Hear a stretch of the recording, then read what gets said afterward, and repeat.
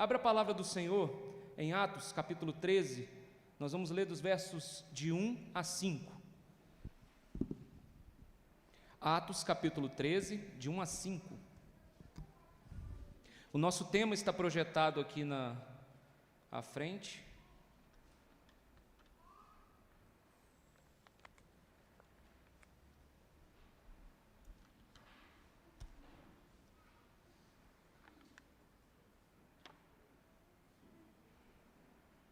Atos de 1 a 5. Amém? Vamos ler a palavra do Senhor. Havia na igreja de Antioquia profetas e mestres: Barnabé, Simeão, por sobrenome Níger, e Lúcio de Cirene, Manaém, Colasso de Herodes, o tetrarca, e Saulo. E servindo eles ao Senhor e jejuando, disse o Espírito Santo: Separai-me agora Barnabé e Saulo para a obra que os tenho chamado. Então, jejuando e orando, e impondo sobre eles as mãos, os despediram. Enviados, pois, pelo Espírito Santo, desceram a Seleucia, e dali navegaram para Chipre. Chegando em Salamina, anunciavam a palavra do Senhor, a palavra de Deus, nas sinagogas judaicas. Tinham também João como auxiliar. Senhor Jesus, obrigado pela Tua palavra. Nós sabemos, Deus, que ela por si só fala aos nossos corações, mas queremos meditar nessa noite, ouvir um pouco daquilo que o Senhor tem a dizer ao nosso coração. E o mesmo Espírito que inspirou as palavras deste livro, seja aquele que vai nos inspirar e trazer a nossa reflexão nessa noite. Seja conosco, que o nosso coração esteja aberto, o nosso entendimento também, para ouvir a Tua santa palavra. Seja conosco mais uma vez, em nome de Jesus. Amém. Irmãos, falar de missões e não citar homens e mulheres de Deus é um grande equívoco. E em 1747, aos 29 anos de idade, morreu o que para mim é um dos maiores missionários que já pisaram nessa terra, David Brainerd. Não sei se você conhece esse nome, mas se você não conhece, pesquise. Você vai ver o quanto esse homem era abençoado naquilo que tange missões. Esse homem era um missionário entre os povos indígenas da América do Norte. Se nós olharmos para a vida dele e falarmos humanamente sobre o seu ministério, nós vamos ver que o seu ministério talvez seja um ministério bem pequeno. Quando nós olhamos a biografia deste homem, nós vamos ver que ele era um homem de um corpo muito frágil, a sua saúde era bem debilitada, a sua vida curta, os seus campos de trabalho eram campos extremamente difíceis, e algo era bem profundo na sua vida: a solidão. Esse homem conheceu a fraqueza, esse homem conheceu a sua dor, esse homem conheceu a oposição, esse homem viveu uma vida de profundo abatimento e muito desgaste. Mas, irmãos, havia algo que consumia profundamente a sua alma: a glória de Cristo entre os povos que ainda não o conheciam. Isso movia o coração de David Brainerd.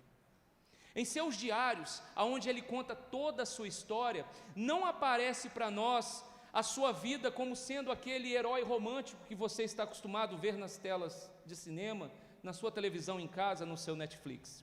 Ele aparece como um homem quebrado, completamente destruído, um homem tomado por uma convicção que era forte no seu ministério: Cristo é digno de ser anunciado. Em seu coração queimava a chama de um Cristo que deveria ser anunciado entre os povos. Esse homem, meus irmãos, ele entendeu algo que a igreja, em todas as épocas da sua vida, precisa redescobrir todos os dias. Missões não é um departamento de igreja. Missões não são desdobramentos do propósito de um homem. Missões é o desdobramento do propósito eterno de Deus em Cristo Jesus. É Deus que colocou no seu coração a vontade de o servir, de fazer missões. E olhando para a nossa vida e a nossa realidade nos dias de hoje, meus irmãos, nós temos uma tendência de tratar missões, não é verdade, apenas como algo que seja um projeto, uma campanha, um evento anual onde nós colocamos bandeirinhas dos países, colocamos e fazemos relatórios, mas quando nós olhamos a palavra do Senhor, quando nós viramos o nosso olhar para as Escrituras, nós olhamos e então podemos entender que missões, elas não nascem do meu e do seu entusiasmo, ela não nasce do entusiasmo humano. Missões, meus irmãos, nasce do próprio coração de Deus. Missões não é fruto de um improviso nosso, não. Missões é parte do decreto eterno do Senhor Jesus Cristo, e algo que foi revelado progressivamente na sua história. Nós podemos ver isso na redenção, aonde isso foi executado pelo próprio Cristo e exaltado por meio da sua igreja. Quando nós olhamos o texto que nós lemos, Atos 13, nós vamos ver exatamente esse ponto. Aqui, nós não vamos ver apenas homens saindo para mais uma viagem, ou talvez homens saindo para a pescaria, saindo para uma confraternização, não. Aqui nós vamos ver homens servindo o Deus Trino, movendo a sua igreja para que o nome de Jesus pudesse atravessar as fronteiras. Nós vemos a igreja do Senhor reunida e o Espírito Santo falando aos homens, sendo separados ao Evangelho, e esse Evangelho, debaixo do poder e da graça do Senhor, começando a avançar intencionalmente sobre todo o mundo, procurando aqueles que ainda precisavam ouvir a palavra do Senhor. Em outras palavras, meus irmãos, Atos 13 mostra para mim e para você que a missão não começa da nossa vontade, não começa do nosso querer. As missões, elas começam da vontade do Senhor, que é boa, perfeita e agradável. Elas começam da vontade soberana do Senhor. E quando nós olhamos para esse texto, sabemos que existe uma verdade central diante dos nossos olhos. A missão da igreja existe porque Cristo quer ser conhecido, porque Cristo quer ser adorado e porque Cristo quer ser obedecido entre todas as nações. E eu e você somos parte deste chamado do Senhor nessa noite. Meus irmãos, quando nós olhamos o livro de Atos, nós vemos uma narrativa, uma continuação tremenda daquilo que foi a obra de Cristo após a sua ascensão. Quando nós olhamos o que Lucas mostra, ele abre para nós grandemente que Jesus agora, ele é um exaltado à direita do Pai. Ou seja, Jesus continua agindo por meio do Espírito Santo e por meio de mim e você, a igreja de Cristo. Nós fazemos parte da obra de Cristo. O livro de Atos, ele não é simplesmente a história dos apóstolos. Ele não é simplesmente o relato da vida desses homens de Deus, não. Ele é a história de um Cristo que é vivo e que governa a sua missão e que te dá material, que te capacita para vencer os dias e vencer aquilo que Ele te deu à sua mão para fazer.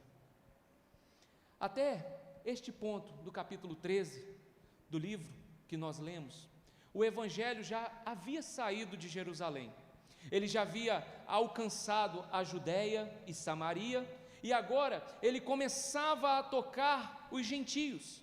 E dentro dessa história nós temos Antioquia da Síria, aonde se torna um marco decisivo de expansão do Evangelho. Até então nós tínhamos Jerusalém alcançado, Judéia e Samaria, e agora com relação a partir do capítulo 13 de Atos, nós vemos Antioquia da Síria se tornando um marco decisivo na expansão do Evangelho do Senhor por meio desses apóstolos na sua missão. E o interessante é que essa cidade, ela era uma cidade bem estratégia para a época.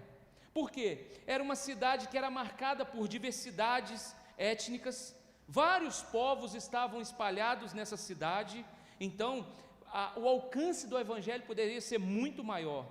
Era uma cidade que era marcada por um poder comercial muito grande e influente, era uma cidade onde a sua influência cultural era muito grande, e um grande desafio havia na cidade de Antioquia: o paganismo era muito forte nessa época.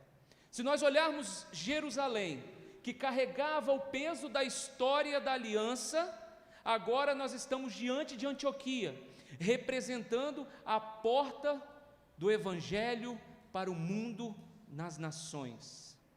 E ali, meus irmãos, nós encontramos uma igreja viva, uma igreja que se dispôs a pregar o Evangelho genuíno, uma igreja madura, uma igreja que estava sensível a ouvir a voz de Deus.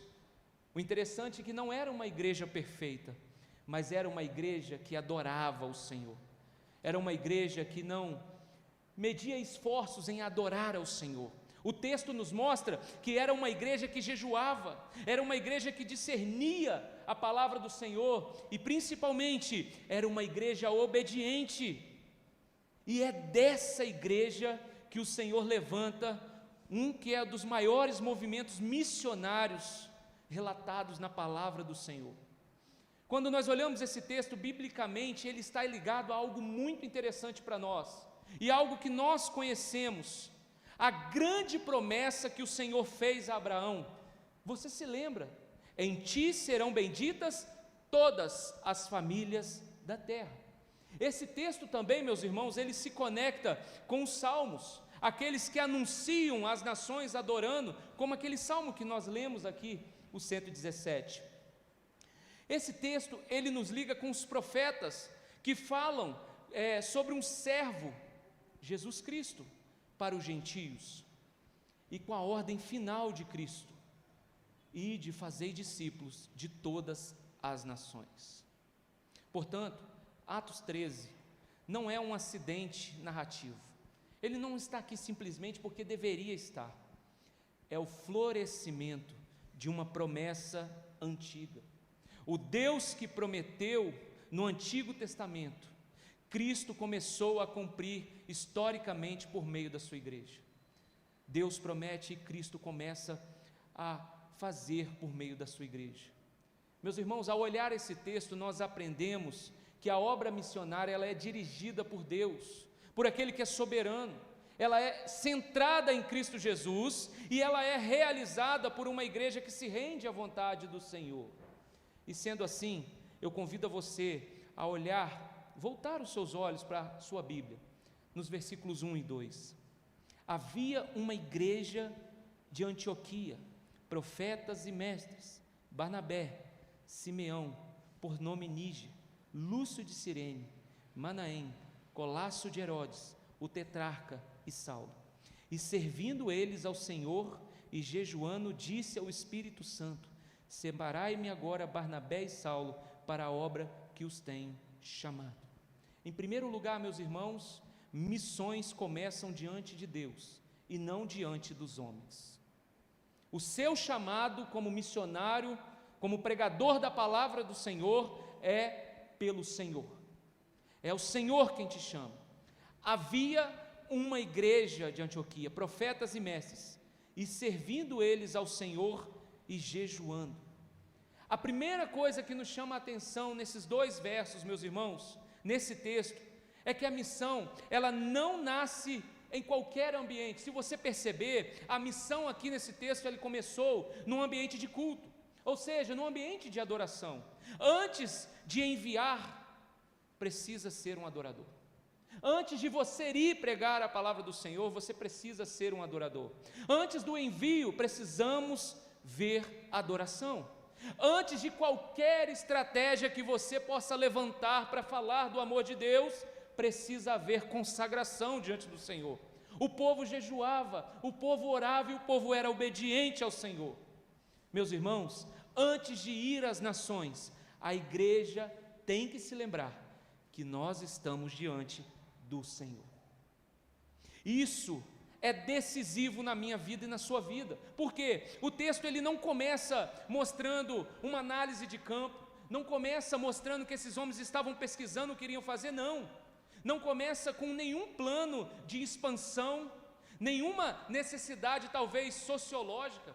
Ele começa com uma igreja servindo ao Senhor, ele começa com uma igreja servindo ao Senhor e adorando ao Senhor. E o interessante é que a expressão usada aqui para definir isso é uma expressão também que nós podemos usar para definir o culto ao Senhor, para definir o ministério prestado a Deus, para definir a nossa devoção reverente diante desse Deus. Meus irmãos, a igreja de Antioquia está ocupada, antes de tudo, com Deus. Eles não colocaram nenhum empecilho para que o evangelho do Senhor fosse pregado. Eles não colocaram nenhum desafio diante de quem Deus era. Simplesmente levantaram os melhores homens e enviaram esses homens.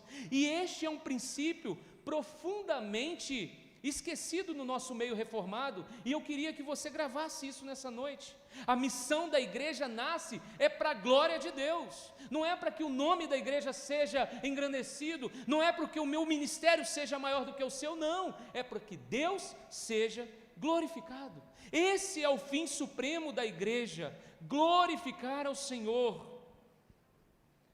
Nós podemos ter relevância em todas as áreas da nossa vida, meus irmãos, mas se nós não fizermos tudo o que fazemos para a glória de Deus, de nada vai adiantar. O fim supremo da igreja é glorificar a Deus, e justamente porque Deus deve ser glorificado. Ele mesmo diz na sua palavra: Cristo precisa ser anunciado entre todos os povos, todos precisam ouvir a palavra do Senhor. E quando nós olhamos para a teologia bíblica, a gente vê que isso é bem claro desde Gênesis. Deus está formando para si um povo, desde as promessas com Abraão, ele visa sempre avançar as nações. Então isso é privilégio meu e seu, meu irmão, de poder fazer o ide do Senhor. E eu quero te dizer que missão, para mim e para você, não é só para aqueles que pregam, é para você que ora, é para você que contribui, é para a igreja que envia. O interessante é que quando nós olhamos nos Salmos, nós ouvimos o clamor para que todos os povos louvem. Em Isaías, o profeta, ele diz que o servo do Senhor é posto como luz para os gentios. A igreja precisa ser como um farol, que traga essa luz a esses povos que precisam ouvir a palavra do Senhor. E quando nós chegamos nos evangelhos, meus irmãos, nós vemos Cristo. Esse vem como um verdadeiro descendente de Abraão, o verdadeiro Israel de Deus, o verdadeiro servo do Senhor. Em sua morte, em sua ressurreição, ele garante para mim e para você a redenção de um povo, de tribo, de toda raça, toda língua e toda nação. E quando você vira os seus olhos para Atos, você vê que historicamente essa obra tem avançado até os dias de hoje. Quando nós olhamos Apocalipse também, nós vemos que esse tema aparece quando tudo é consumado em adoração universal àquele que reina, que está assentado no trono, ao Cordeiro de Deus. Logo, nós podemos dizer que a missão não é algo periférico, ela está amarrada ao próprio enredo de Cristo na sua redenção. Quando nós olhamos, nós podemos ver que a missão está ligada à doutrina de Deus. Por quê? Porque o Pai, o nosso Senhor, Ele planejou salvar o seu povo. O seu Filho veio e comprou todos nós com o seu sangue derramado na cruz. E porque o Espírito, Ele aplica essa redenção e impele a igreja ao testemunho verdadeiro do Senhor. Meus irmãos, a igreja é a comunidade enviada do Senhor, é o caminho que todos precisam trilhar, é aonde todos um dia se prostrarão diante do Cordeiro. Por isso, uma igreja só será realmente missionária quando for verdadeiramente adoradora. Missões que não nascem de adoração facilmente vai se desgastar em profundo ativismo religioso. Missões que não nascem para a glória de Deus rapidamente vão se tornar somente propaganda religiosa. Missões que não nascem diante do Senhor acaba sendo sustentada por vaidade, por culpa, por emoção passageira. Mas as missões que são fortalecidas em uma vida de adoração, essas sim, irão até toda a eternidade, até que o Senhor venha. Meus irmãos, o nosso missionário do início, David Brainerd, ele compreendeu tudo isso que nós falamos até agora.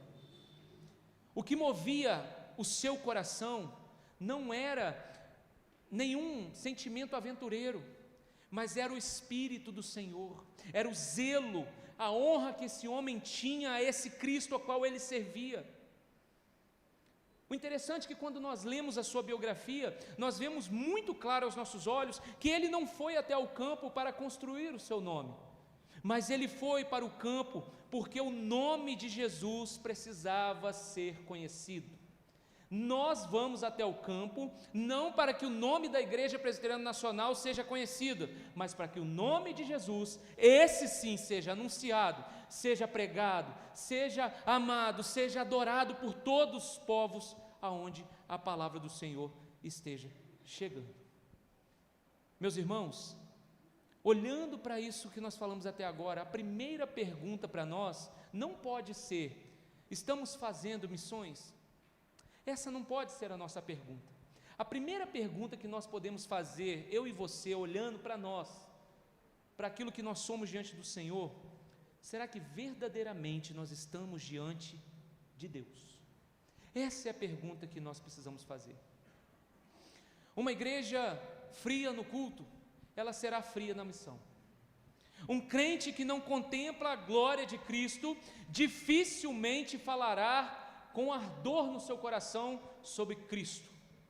E aqui eu quero dizer para você, que o fogo missionário, ele não é aceso primeiro pela necessidade do mundo, mas ele é aceso pela majestade, pela grandiosidade, pelo poder do nome do nosso Senhor. Mas o texto ele não termina aqui. O texto não mostra apenas que a missão nasce na presença de Deus. Esse texto ele mostra para nós também que quando a igreja está diante do Senhor, o próprio Deus toma a iniciativa de separar quem Ele quer usar. E sendo assim, nós vamos para o segundo movimento desse texto. Missões avançam pela direção soberana do Espírito de Cristo. O versículo 2, a parte B, disse o Espírito Santo: separai-me agora Barnabé e Saulo para a obra que eu os tenho chamado. Esse versículo, irmãos, é um dos mais fortes desse texto para nós. O Espírito Santo fala, ele ordena a separação de dois homens, Barnabé e Saulo. E o que isso significa para nós? Isso significa que a missão não é, em sua essência, uma ideia da igreja para provar Deus, para Deus aprovar. É a obra de Deus na qual a igreja é chamada a obedecer. Se você observar comigo, tem uma expressão muito interessante nesse texto. Observe: separai-me. A obra é do Senhor, os homens são separados para Deus, para a sua obra segundo o seu chamado. E aqui, meus irmãos, há soberania de Deus, há eleição, há propósito e há direção. E esse ponto é bem interessante, porque ele nos ajuda a nos livrar de dois erros principais. O primeiro erro é pensar que a missão, ela depende, em última análise, da nossa genialidade humana, do nosso muito intelecto, da nossa muita capacidade. Quero te dizer que não, ela não depende. Ela depende sim da expansão do Evangelho. E a expansão desse Evangelho nunca esteve apoiada no poder da carne. O Deus que declara os fins, Ele também decreta os meios para qual nós devemos trabalhar. O mesmo Senhor que escolheu os seus antes da fundação do mundo, também determinou que eles fossem alcançados pela pregação do Evangelho. Então, o ponto principal das missões: pregar o Evangelho a toda criatura. O segundo erro que nós cometemos muitas das vezes é imaginar que a soberania divina, ela se enfraquece com a urgência que existe na obra missionária. Na verdade, meus irmãos, acontece ao oposto. Na tradição que nós seguimos, a tradição reformada, a certeza de que Deus tem um povo para si é exatamente o que sustenta a nossa missão. Nós cremos que Deus tem os seus eleitos, Deus tem aqueles que Ele mesmo irá chamar por meio da sua palavra. Nós pregamos porque Deus salva, E vemos isso porque Cristo reina soberanamente sobre o seu povo. Nós perseveramos porque o resultado final não repousa na nossa habilidade, não repousa na habilidade do mensageiro, mas repousa na eficácia da graça que é derramada sobre o povo. Por isso nós cremos assim. Quando nós olhamos o livro de Atos inteiro, nós podemos ver a confirmação disso. O Cristo que morreu e ressuscitou, Ele agora reina, Ele governa a sua igreja, Ele derrama o Espírito Santo.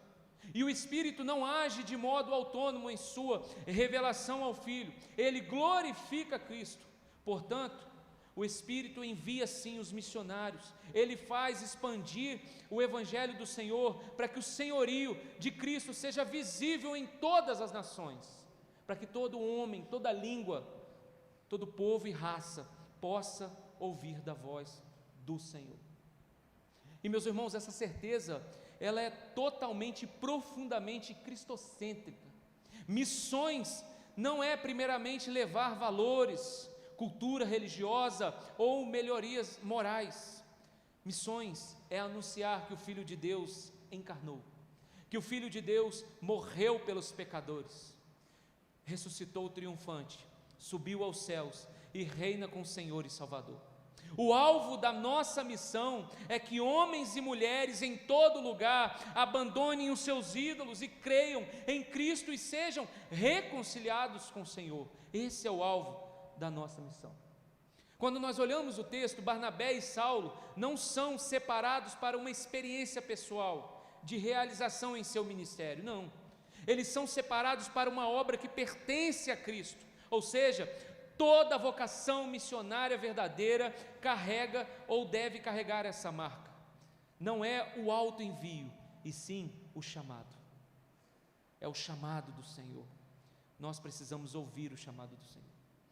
Meus irmãos, a igreja precisa voltar a saber distinguir entre entusiasmo e chamado.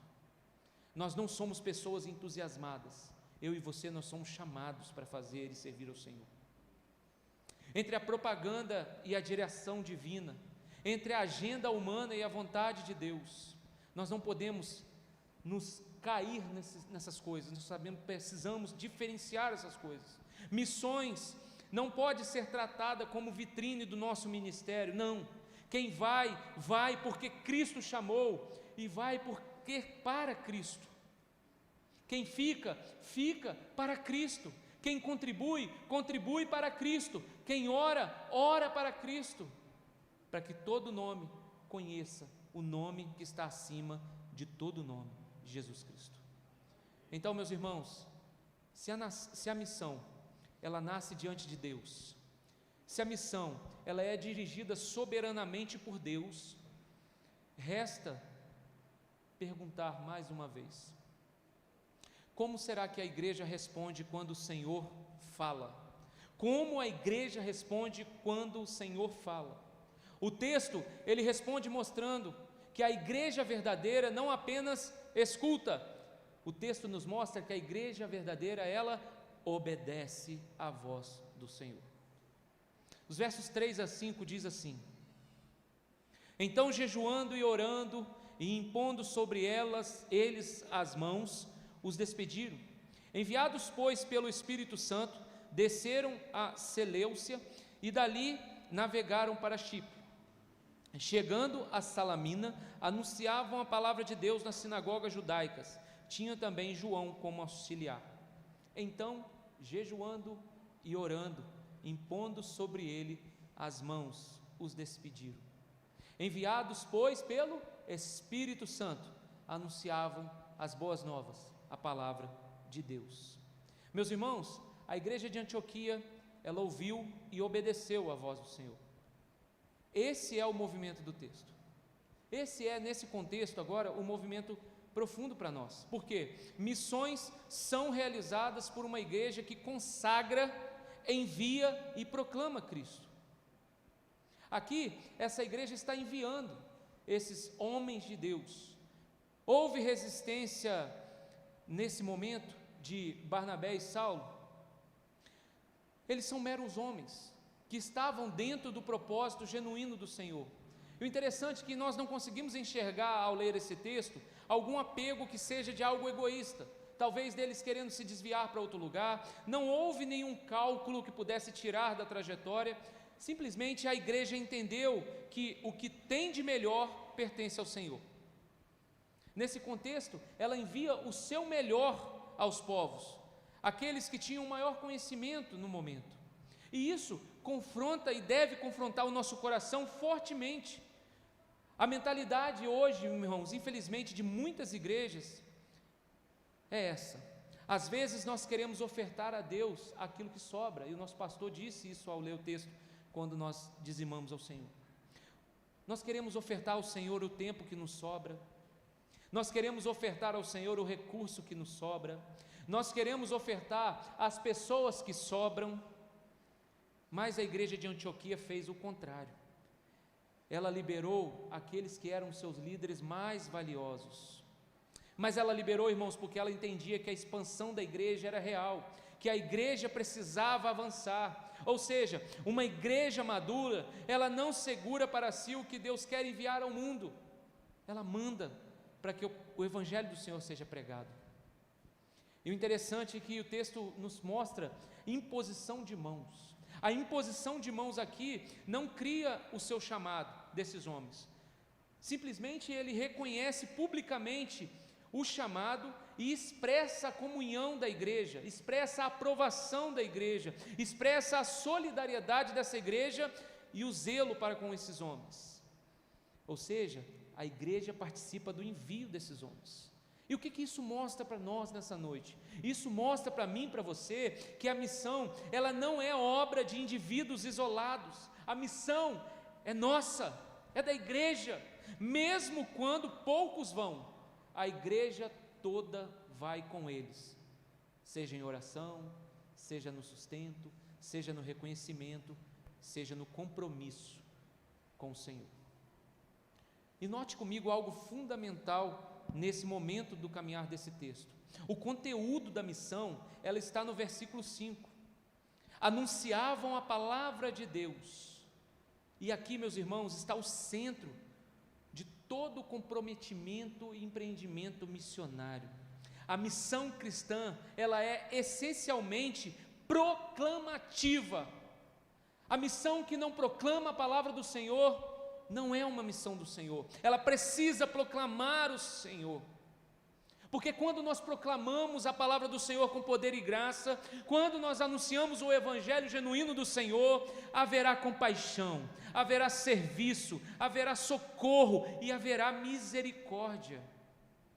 Mas, meus irmãos, o coração da missão precisa ser a palavra de Deus em Cristo Jesus. Eu e você temos essa responsabilidade, meu irmão, de proclamar o amor de Cristo.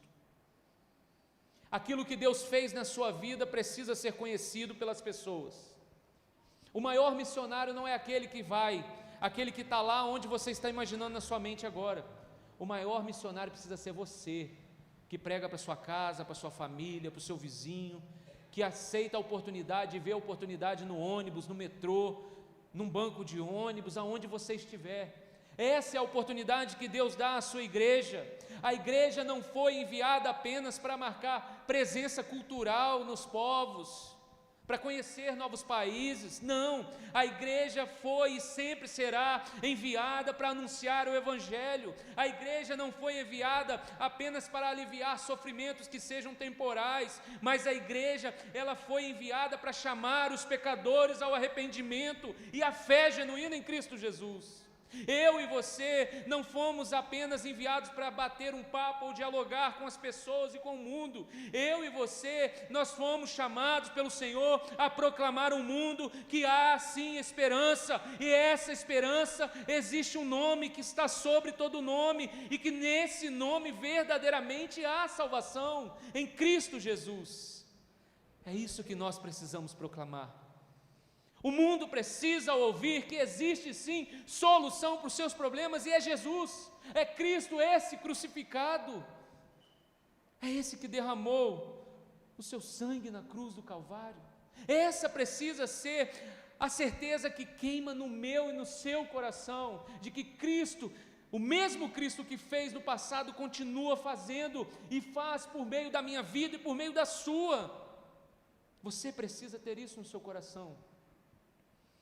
Meus irmãos, isso precisa tocar diretamente com o nosso coração, porque nós estamos envolvendo com a graça do Senhor, o amor do Senhor sendo derramado, o Senhor que salva por meio da sua palavra, uma fé que ela vem ao nosso coração por meio de ouvir a palavra do Senhor, um Cristo que é exaltado, que reúne o seu povo, que edifica o seu povo por meio da pregação em Cristo Jesus, na palavra que é fiel. Por isso, mais uma vez, missões e proclamação não podem andar separadas, precisam andar juntas. A palavra do Senhor precisa ser anunciada, porque até o coração mais duro pode sim ser transpassado pelo poder do Senhor. Porque para Jesus não existe dificuldade, não existe impossível. Para Deus tudo é impossível. E Ele conta comigo e com você, para que nós possamos levar essa palavra. O sacrifício de Cristo não foi em vão, a promessa não foi em vão. O êxodo do Senhor não foi em vão, o reino do Senhor não é em vão, o templo, o sacerdócio, ser servo do Senhor, nada disso foi em vão. Tudo isso, meus irmãos, converge exclusivamente para Cristo. Missões, portanto, é levar as nações, não um discurso religioso genérico. Talvez você já tenha feito ou já tenha ouvido: Jesus te ama. Mas é levar aos povos a mensagem do Redentor, a mensagem de um Jesus que veio à terra, que se encarnou, que sentiu as mesmas dores que eu e você, que sofreu os maiores e terríveis açoites, que sofreu uma humilhação de uma morte que só os homens mais cruéis e miseráveis da época poderiam sofrer. Ele sofreu, mas diz a palavra do Senhor que esse mesmo Jesus, que sofreu todas essas dores, que viveu os piores dias da sua vida, Ele ressuscitou, e Ele é dono da igreja, e um dia Ele voltará para nos buscar, e nós precisamos estar preparados, e muitas pessoas precisam ouvir o amor desse Senhor, por meio de mim e por meio de você, que essa vontade queime no seu coração hoje. E quando eu falo de vontade de falar do amor de Deus, eu lembro mais uma vez de David Brainerd, esse grande homem do Senhor. Ele é um retrato disso para mim. Ele sabia que a transformação verdadeira dos povos a qual o Senhor deu a sua mão para que ele alcançasse por meio da palavra, não viria apenas de uma reorganização externa, mas viria de uma ação soberana de Deus por meio do evangelho genuíno de Cristo. Ou seja, esse homem entendia que precisava pregar, porque somente Cristo poderia fazer a diferença naquele povo, e era somente por meio de Jesus que aquele povo poderia ser salvo. Meus irmãos, o sofrimento desse homem não anulava a sua mensagem, antes, tornava a sua mensagem ainda mais coerente, porque esse homem usava, pelo seu sofrimento e a sua dor, para pregar ao Senhor. Talvez aos nossos olhos, olhando para ele no seu sofrimento e na sua dor, ele parecia um homem fraco, e talvez você já se deparou com isso em momento de tristeza e de dor, pensar que você é fraco, mas eu quero te dizer, que mesmo no seu sofrimento, mesmo na sua dor, mesmo no dia mais difícil que você tiver, lembre-se de que você tem Jesus, de que você serve a um Salvador, que é vitorioso, e você vai ver como as suas forças se renovarão. Nunca se esqueça de que em todo momento, Jesus está com você. Meus irmãos, nós como igreja precisamos urgentemente recuperar essa visão bíblica de envio. Missões não pode, nunca vai ser terceirização do nosso trabalho.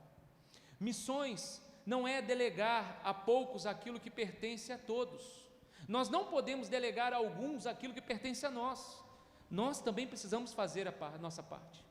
Sendo assim, toda a igreja de Cristo Jesus é uma igreja missionária, ainda que nem todos nós tenhamos a oportunidade de estar no campo, mas nós fazemos parte da missão. Porque, meus irmãos, alguns vão, outros vão sustentar a missão, outros vão interceder pelos missionários, Outros vão estar aqui para discipular aqueles que virão. Outros estarão na igreja para acolher essas pessoas. Mas ninguém no corpo de Cristo recebeu o direito de viver indiferente à glória de Jesus entre as nações. Então todos nós fazemos missão. Todos nós temos parte no corpo de Cristo. E caminhando para a nossa conclusão e fechamento daquilo que Deus falou no nosso coração, Atos 13, meus irmãos, basicamente nos mostra que as missões, elas nascem diante de Deus, que as missões, elas avançam em direção à soberania do Espírito de Deus, e as missões, elas são realizadas por uma igreja fiel ao Senhor, para uma igreja obediente ao Senhor, para uma igreja que anuncia a palavra de Cristo com poder e graça. Mas o interessante é que esse texto, ele só pode ser plenamente entendido quando nós olhamos para quem? Para nós? Não. Esse texto, ele só faz sentido para mim e para você quando eu e você olhamos para Cristo. Por quê? É Cristo quem está atrás da missão. Foi Ele quem comprou com seu sangue um povo de toda tribo, língua e nação. Foi Ele quem recebeu toda a autoridade nos céus e na terra. Foi Ele quem derramou o Espírito dele sobre a igreja. E é Ele quem abre os corações, salva pecadores, sustenta missionários e garante o triunfo final do seu Evangelho. Portanto, a missão existe porque o Cordeiro foi morto, mas Ele é digno. A igreja vai porque Cristo é quem ordena e quem está à frente. A esperança da missão da igreja não está na força do mensageiro, não está na nossa força, mas está no poder do Rei que nos enviou. A força da sua missão não está na força do seu braço, não está na força do seu intelecto, mas está na força daquele que te enviou. Ele sim é quem te sustenta. Talvez hoje, meus irmãos, a pergunta não seja apenas se você ama missões, se eu amo missões. A pergunta talvez seja mais profunda para nós. Você ama a glória de Cristo? Porque nós fazemos missão para a glória de Cristo. Porque quando a igreja realmente contempla a beleza do Salvador, ela não consegue permanecer fechada em si mesma. Perceba comigo, David Brainerd morreu ainda jovem, aos seus 29 anos. Diz os seus escritos que o seu corpo cedeu, a sua voz se calou, mas mesmo assim, Cristo não cessou a sua obra. Nós sabemos, meus irmãos, que missionários morrem, o Evangelho não morre. Igrejas podem atravessar crises, mas o reino de Cristo não entra em colapso. Homens vão passar a todo momento, mas o Cordeiro permanece fiel e digno. Cristo é o dono da missão. E é por isso que a igreja continua indo, pregando, chorando, semeando, enviando, sofrendo e esperando, porque no fim da história haverá o quê? Adoradores. Porque o texto nos diz: toda língua, todo povo, nação, diante do Senhor se dobrará diante do trono de Deus. E aquele dia ficará bem claro que não haverá mais nenhuma lágrima no campo, e que nenhuma lágrima que foi derramada no campo missionário foi em vão. Nenhuma oração que você fez em favor de um missionário será em vão.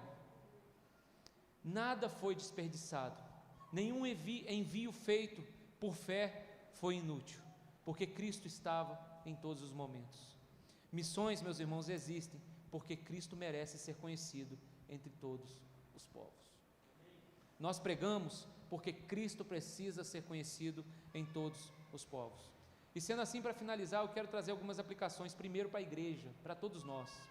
A igreja, nós, Igreja Presbiteriana do Bairro Nacional, precisamos parar, se nós fazemos dessa forma, tratar missões como um acréscimo. E quando eu digo missões, quando eu digo Igreja Presbiteriana Nacional, não estou dizendo só para nós que somos líderes, mas para você. Não trate esse assunto como um acréscimo na sua vida, não. Trate esse assunto como algo que faz parte da sua identidade, porque missões faz parte da identidade do próprio Jesus. O próprio Jesus, quando tinha a oportunidade, ele falava do seu amor e do amor do Pai. E a igreja, meus irmãos, que não olha para as missões, que não olha para as nações, está olhando menos do que Deus olha, porque Deus olha para todas as nações. Então nós precisamos, a partir de hoje, olhar para as nações. Para você e para mim, que nós somos líderes, estamos à frente de algum trabalho, a liderança fiel, ela não forma apenas consumidores de culto. Nós não somos consumidores de culto, nós somos servos, prontos para serem enviados, a pregar o amor a todas as nações. Nós, como igreja, irmãos, precisamos discipular gente que seja disponível a obedecer o chamado de Deus. Para você que é jovem, não desperdice a vida apenas com seu conforto. Deus te chama também para a obra. Não desperdice a sua vida com conforto, com estabilidade.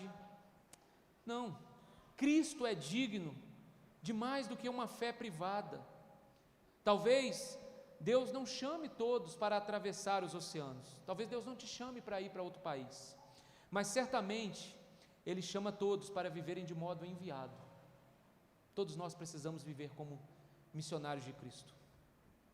Para você que sofre, a fraqueza, ela não vai desqualificar você em nada no serviço, porque quando nós olhamos para a vida desse missionário, de David Brainerd, nós somos lembrados de que Deus frequentemente escreve a sua obra mais profunda em instrumentos que são bem frágeis e quebrados. Então, não fique triste se você passa por algum momento de sofrimento. Há lugar para você na obra de Cristo. O que sustenta a missão não é a força do servo, mas é a suficiência do Salvador. Cristo é tudo na sua vida, meu irmão. E para todos nós, nessa noite, precisamos orar por missões. Precisamos continuar contribuindo com missões. Precisamos falar de Cristo. Precisamos apoiar aqueles que são enviados. E acima de tudo, nós precisamos urgentemente nos submeter ao Rei, que é o maior de todos os missionários, Jesus Cristo. Que Deus nos livre de sermos uma igreja entretida, ocupada consigo mesmo, indiferente às nações. Que Deus nos faça verdadeiramente, como temos sido até hoje, os dias de hoje, uma igreja de joelhos, de coração aceso, de mãos abertas e de olhos fixos em Cristo, e que, ao contemplarmos o Cordeiro, aprendamos a dizer com a vida: Senhor, usa-nos para que o Teu nome seja conhecido entre os povos. Que você faça disso a sua oração nessa noite. Senhor, usa-nos para que o Teu nome seja conhecido entre os povos. Meus irmãos, que Deus nos abençoe, que nos dê força, porque não é fácil fazer parte dessa obra grandiosa, mas Deus te capacita. Se coloque à disposição diante do Senhor, faça o trabalho que Ele te chamou, faça a obra que Ele colocou nas tuas mãos para fazer. Amém? Feche seus olhos, vamos orar mais uma vez. Senhor, nós te damos graça, bendizemos o Teu santo nome, louvamos ao Senhor porque o Senhor cuida da Tua igreja.